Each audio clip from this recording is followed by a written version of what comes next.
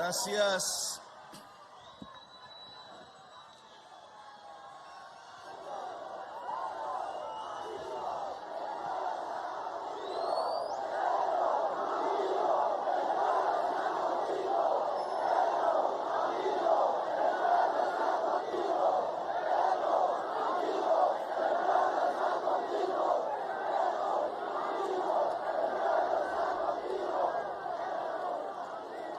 Le agradezco al pueblo trabajador su asistencia a este lugar que queremos consolidar como un punto de comunicación sincera entre el gobierno y el pueblo colombiano.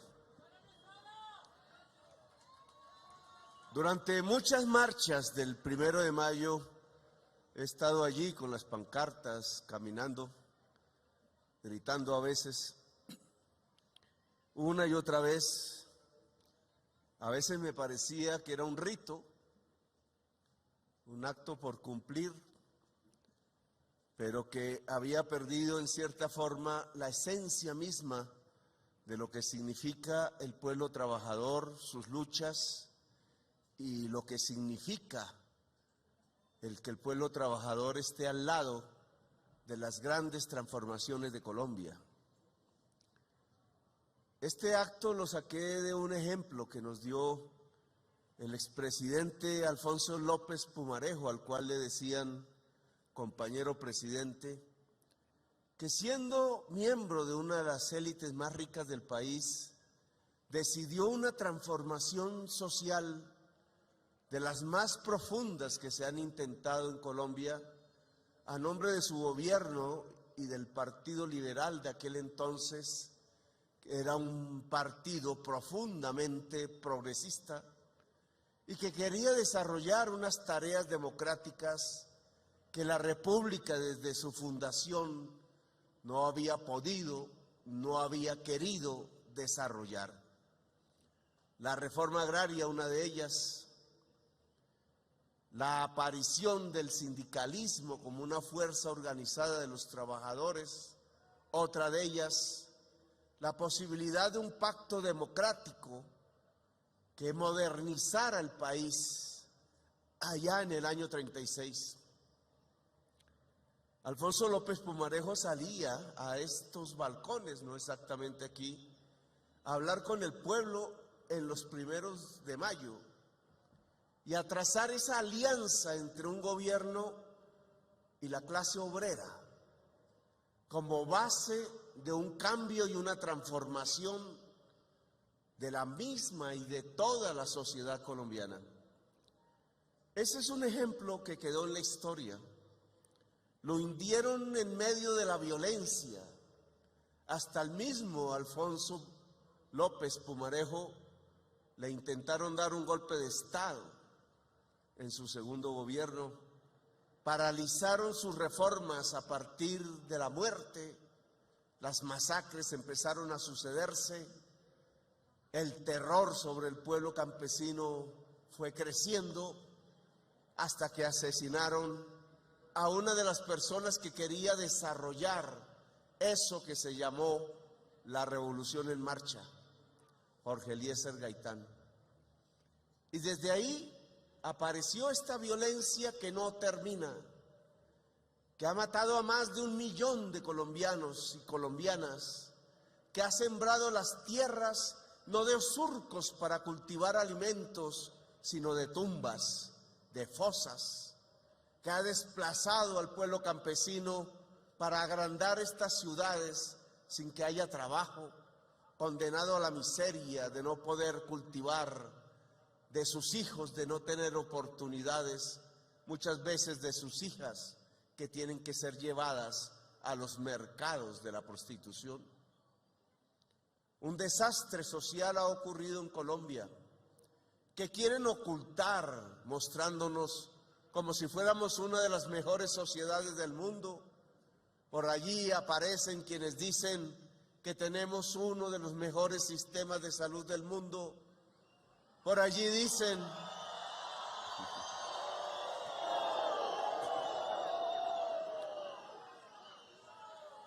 Por allí dicen que si se mejora la jornada laboral, que si se colocan mayores criterios de dignificación del trabajo en Colombia, entonces se volverá tan costoso el trabajo que el empresario no tomará más puestos de trabajo y al contrario botará a las calles los trabajadores que ahora tienen. Mentiras. Un empresario no puede tener ganancias si no hay trabajadores. Así de simple. Por una razón fundamental, las ganancias solo salen del trabajo. Esa es una ley económica en el capitalismo, estudiada desde hace siglos, aunque se intenta ocultar, aparece una y otra vez. No hay forma de conseguir ganancias que no sea a través del trabajo directo de los productores y las productoras de Colombia o de cualquier otro lugar del país. Por tanto, el pedir unos criterios de mayor dignificación del trabajo no son un absurdo.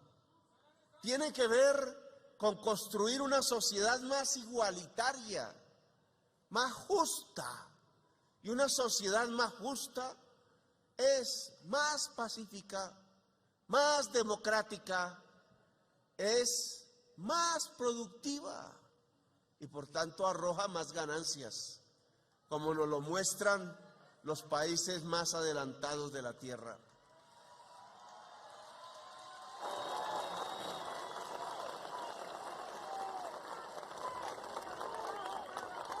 Lo que estamos entonces es viviendo más o menos una misma situación, una situación similar a la que vivía Alfonso López Pumarejo y su revolución en marcha. Si miráramos atrás diríamos que si ese gobierno liberal hubiera podido hacer las reformas y hubiera continuado ese proceso con algún sucesor, se llamase Gabriel Turbay o se llamase Jorge Eliezer Gaitán, Colombia no tendría la violencia que tiene hoy. Colombia no tendría el raquitismo democrático que tiene hoy. Colombia no tendría los niveles de injusticia que tienen hoy. Decía en la posesión de los ministros hace unos minutos que un filósofo por allí, de apellido Hegel, decía que la libertad y la necesidad están ligadas entrañablemente. Son dos conceptos paralelos, entrelazados. La libertad no es, como nos lo quieren mostrar ahora, el mundo en donde una poca gente que tiene con qué pueden comprar lo que quieran y unos empresarios, también muy pocos, que pueden producir lo que quieran y de la manera que quieran. Nos han reducido el concepto de libertad a ese criterio que solo puede expresar el que puede comprar o el que puede vender.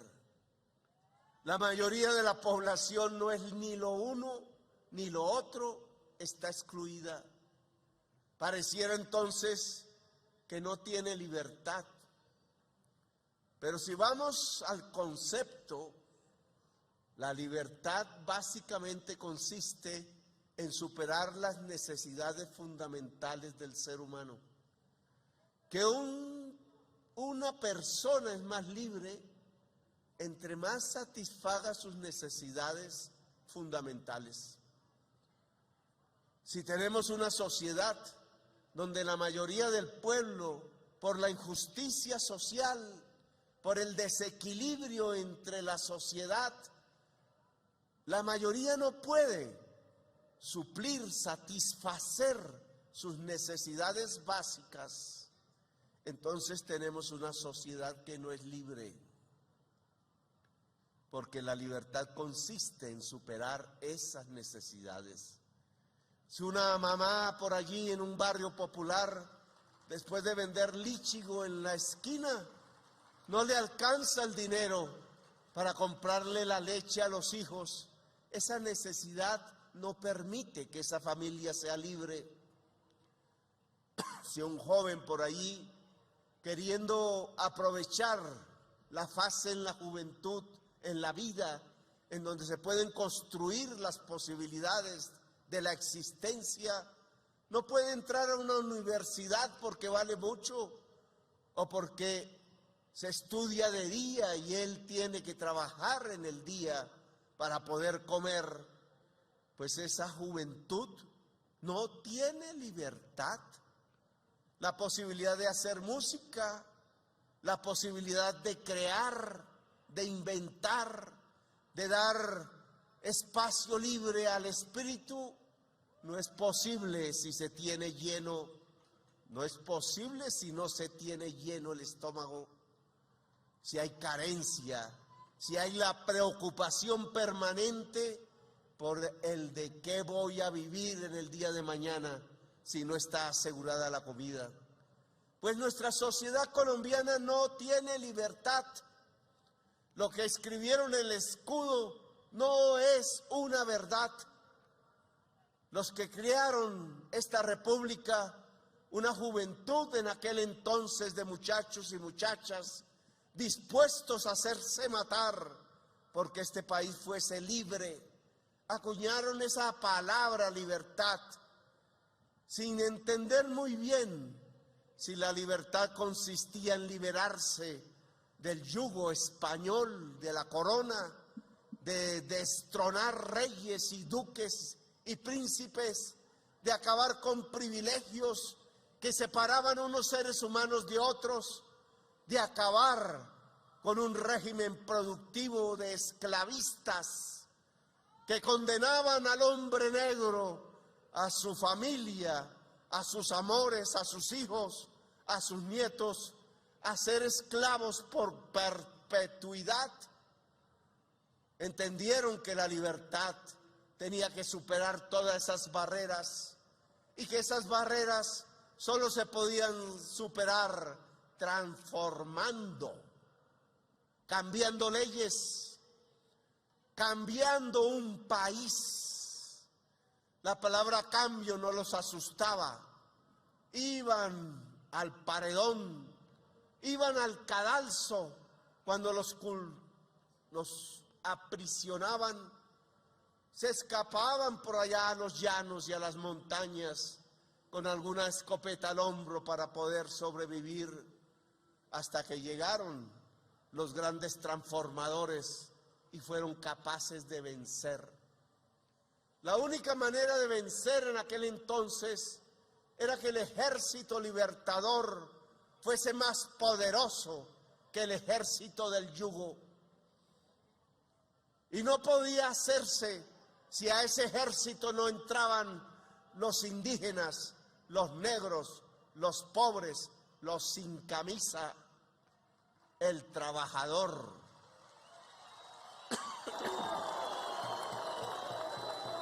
Fue el genio de Bolívar.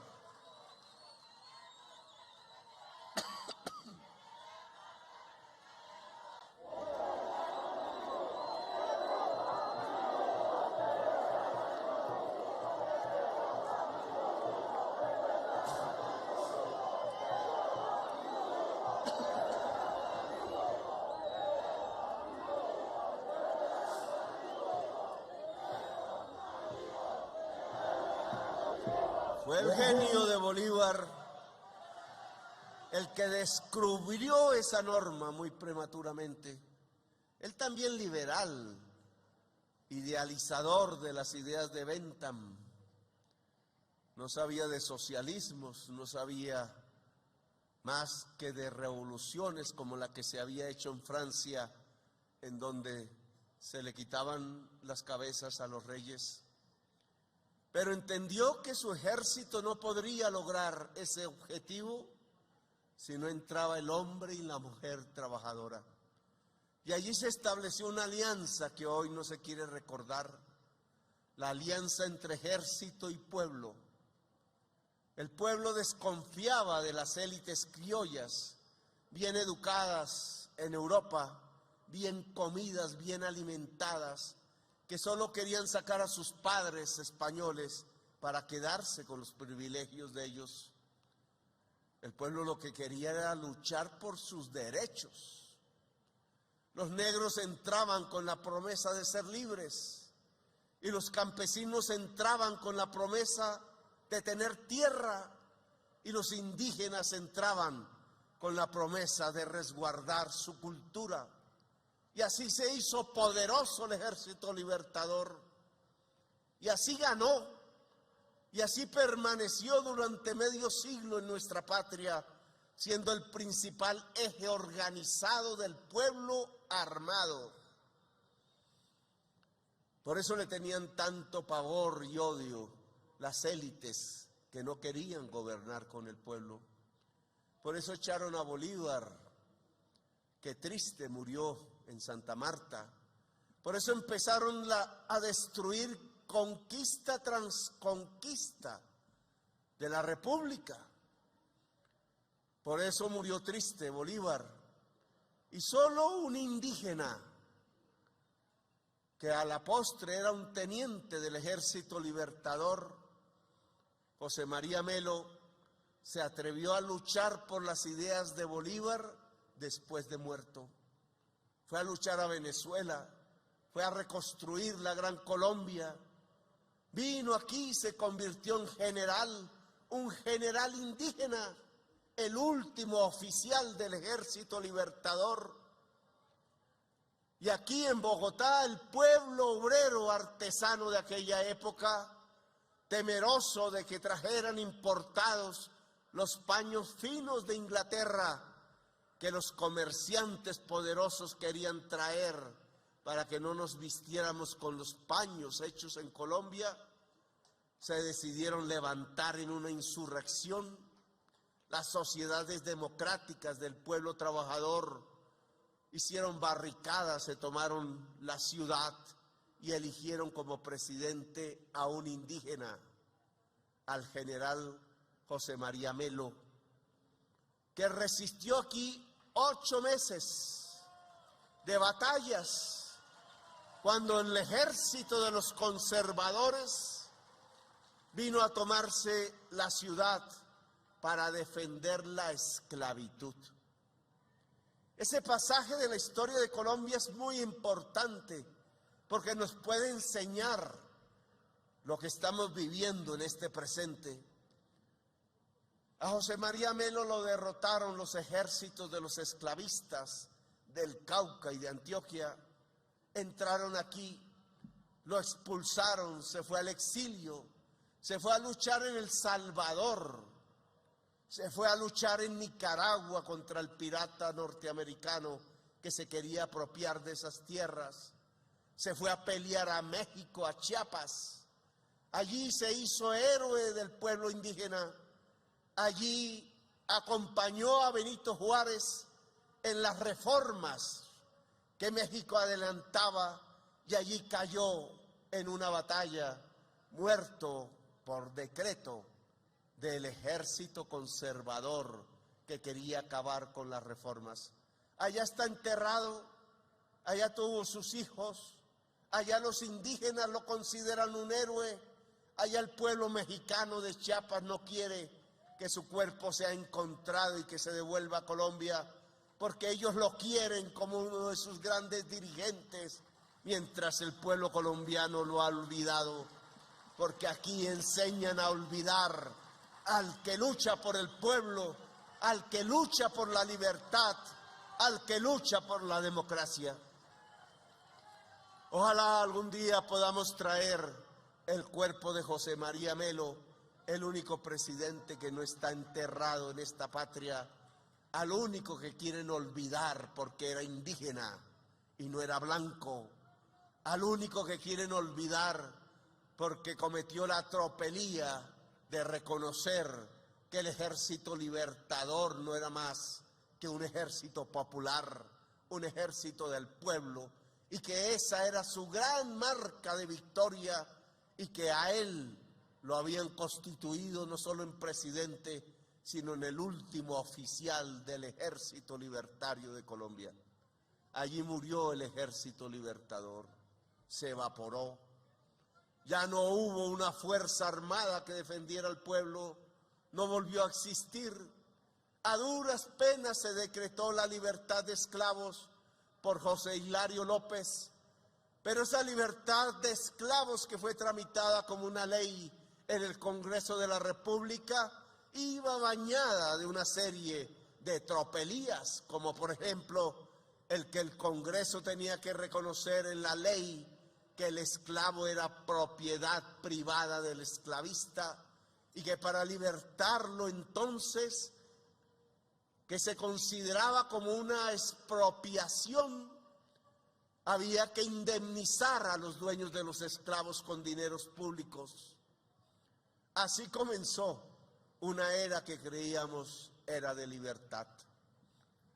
Allí están las marcas de lo que está pasando hoy.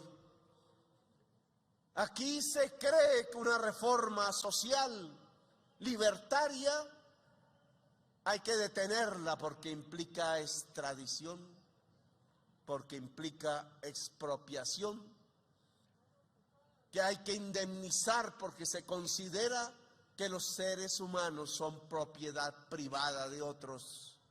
Tamaño despropósito quedó grabada en las mentes de las élites que desde entonces gobernaron a Colombia hasta el presente, hasta que el pueblo de nuevo triunfó.